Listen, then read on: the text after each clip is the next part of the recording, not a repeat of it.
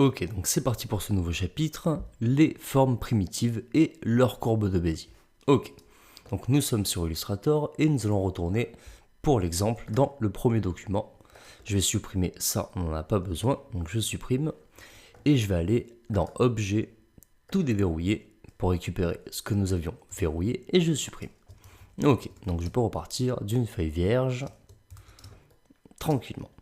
Donc sur ma gauche, ici, j'ai mes outils de forme primitive que nous pouvons retrouver bien sûr dans Photoshop à cet endroit. Donc je vais partir sur la première, on va tous se les tracer. Donc nous avons bien sûr l'outil rectangle. Si je maintiens Shift, j'ai un carré. Ok. J'ai l'outil rectangle arrondi. Donc c'est un rectangle avec les coins arrondis. L'outil ellipse. L'outil polygone. Donc l'outil polygone, je clique, je tire. Et automatiquement, avec les flèches du haut ou du bas, je vais rajouter des arêtes. Donc là, je maintiens mon clic. Donc 3 arêtes, 4, 5, 6, et je crée du coup la forme que je veux. Donc moi, je vais rester sur 6 arêtes. Je maintiens Shift pour qu'il soit droit. Ok. Et nous avons un outil qui fonctionne de la même manière, donc l'outil étoile. Je clique, et plus je monte avec la flèche du haut, plus je rajoute des branches à mon étoile. Donc je vais rester sur une étoile classique, je maintiens Shift et je lâche. Donc voici les 5 formes primitives de base dont nous avons besoin. Donc premier avantage, dans certaines situations, nous n'allons pas nous amuser à la plume à retracer par exemple un rond qui ne sera jamais parfait, alors que nous avons un outil rond à disposition. Donc là, clairement, je vais me servir de mon outil forme primitive. Donc, si je me place en mode tracé avec les touches commande Y, que je prends ma flèche blanche, raccourci A, je peux remarquer que j'ai aussi mes points d'ancrage, mes points directeurs, mes lignes directrices, donc de la même manière que si j'avais tracé ces formes avec la plume. Donc voilà pourquoi il est tout aussi intéressant de partir de formes de base déjà faites. Donc le carré n'a pas de ligne directrice, le carré arrondi en a des toutes petites pour tracer les angles arrondis, le rond a celle qu'on connaît bien, ainsi de suite. Ok, donc le premier avantage des formes primitives. Donc je vous rappelle que tous les tracés sont modifiables et aussi celles des formes. Donc je peux très bien à tout moment prendre ma plume moins, enlever mon point du rond du dessus et baisser avec la flèche blanche mes poignets. Et très rapidement, j'ai pu me créer un demi-cercle. Donc nous allons voir quelque chose d'un petit peu nouveau.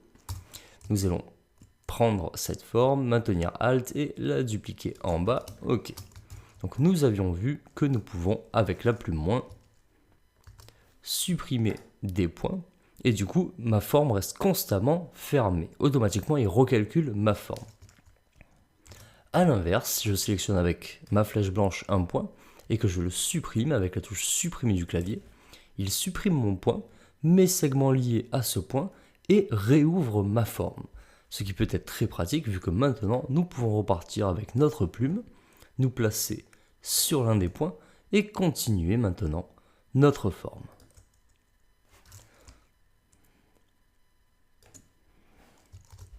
Ok.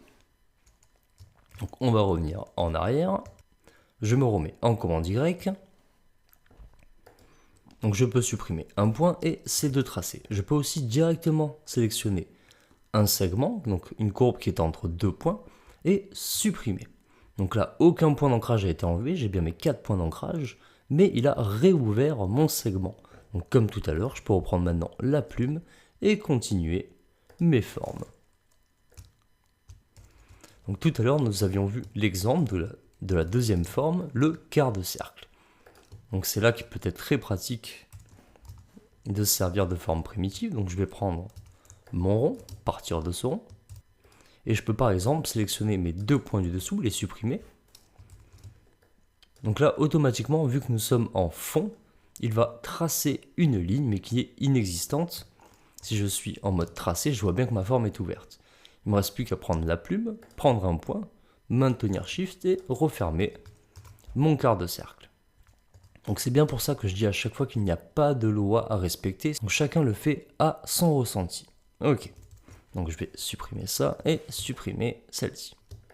Donc les formes primitives ont un autre avantage, c'est qu'elles nous permettent de partir d'une symétrie constante. Donc je m'explique, si je veux par exemple tracer un triangle, je prends ma plume, je fais un point, un au milieu, un troisième et je referme. Donc là c'est très facile vu que j'ai ma grille, mais selon les situations, vous n'aurez pas toujours votre grille, ou ça peut être en perspective, donc vous ne savez pas exactement si vous êtes en symétrie ou pas.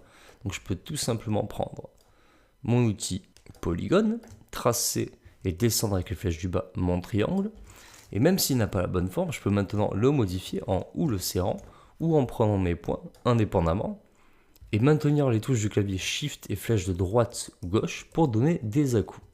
Donc 1, 2, 3, 4, 5, et le second 1, 2, 3, 4, 5.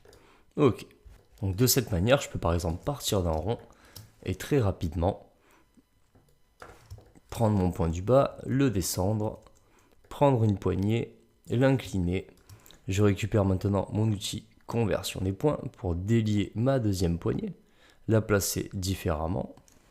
Et comme ceci, je peux très rapidement créer une goutte qui est très symétrique et beaucoup plus que si je l'avais fait à main levée à la plume. Donc je resupprime mes deux formes et je vais repartir de mon polygone. Je zoome dessus et nous allons voir quelques petites options de couper-coller ou copier-coller. Donc de manière indépendante sur mes points, donc commande Y, je peux très bien sélectionner un point, commande C pour le copier et commande V pour le coller. Donc automatiquement, il m'a copié mon point, plus du coup les deux segments attachés à ce point, et pour refermer du coup le polygone, deux points d'ancrage aux extrémités. Ok, donc si je le resélectionne, commande C pour copier, je peux faire un commande Alt Shift V pour coller sur place.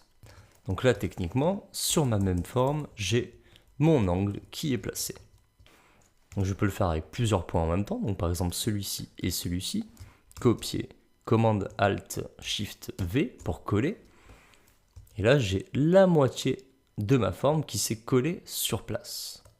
Donc je peux prendre maintenant la plume, prendre ce point d'ancrage et celui-ci le refermer. Donc j'ai pile poil la moitié. J'ai maintenant deux formes, donc une forme pleine et une forme coupée à la moitié. Et je peux changer maintenant sa couleur pour créer une petite lumière. Donc des petites options faciles à mettre en place et qui vont être très rapidement indispensables. Encore une fois, si vous êtes plus à l'aise, rien ne vous empêche de copier votre forme en entière. Donc commande C, commande Alt Shift V. Donc je colle sur place, j'en ai bien deux. Je peux directement aller changer ma couleur pour bien y voir. Et je prends ma plume moins et j'enlève mes points 1, 2 et voilà. Ok. Donc on va se diriger un peu du côté de Photoshop et voir les quelques petites différences car là il y a des options qui changent un petit peu. Ok. Donc nous revoici sur Photoshop. Je vais pour l'instant enlever les yeux de tout ça et me créer un nouveau groupe. Je double-clique et je l'appelle forme. Et j'appuie sur Entrée. Ok, donc tout à gauche, nous avons nos formes primitives de base. Donc la première, qui est l'outil rectangle, l'outil rectangle arrondi, bien évidemment l'outil ellipse, et l'outil polygone. L'outil polygone, à la différence d'Illustrator, ne se gère pas avec les touches du clavier flèche haut et flèche bas. Donc une fois que nous avons une forme, elle est définitive. C'est en haut, donc au niveau des côtés, que nous allons dès le début sélectionner le nombre de côtés. Donc si je mets 5 et que j'appuie sur Entrée, et que je trace ma forme, j'ai un polygone à 5 côtés. Donc c'est une petite variante, il faut le savoir, c'est comme ça. Donc juste à côté, j'ai une petite roue donc de paramètres où j'ai mon option étoile. Et c'est ici que je vais retrouver mon étoile. Donc là, de la même manière, je peux choisir mon nombre de côtés. Donc une étoile à 7 branches. Je clique, je tire et j'ai mon étoile à 7 branches. Ok.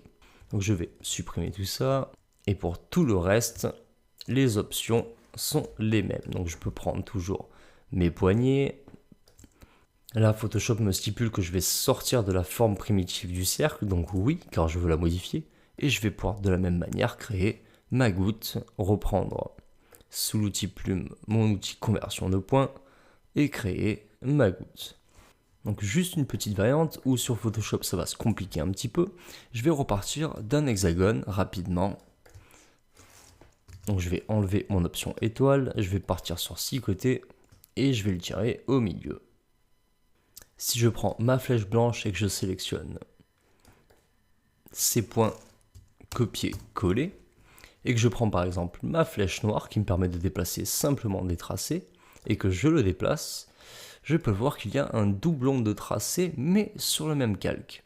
Donc ce qui devient assez difficile à gérer. Donc au lieu de faire un copier-coller sur place comme dans Illustrator, il vaut mieux entièrement dupliquer son calque, donc commande J. On peut enlever l'œil de celui d'avant pour mieux y voir. Et maintenant je peux gérer mon polygone. Donc plume au moins, et je peux enlever mes points. 1, 2, et réactiver mon polygone du dessous. Donc là j'ai bien mes deux calques avec mes deux formes, où je suis beaucoup plus à l'aise. Et je vais pouvoir maintenant venir changer le fond, la forme, ainsi de suite. Ok. Donc pour les formes primitives, on est ok. Et on va donc pouvoir passer aux deux chapitres suivants, à savoir les options propres à Illustrator et propres à Photoshop. Car il y a quand même des petites options que l'un et l'autre n'ont pas, même si le principe de base est le même. Donc c'est parti, on va commencer avec Illustrator.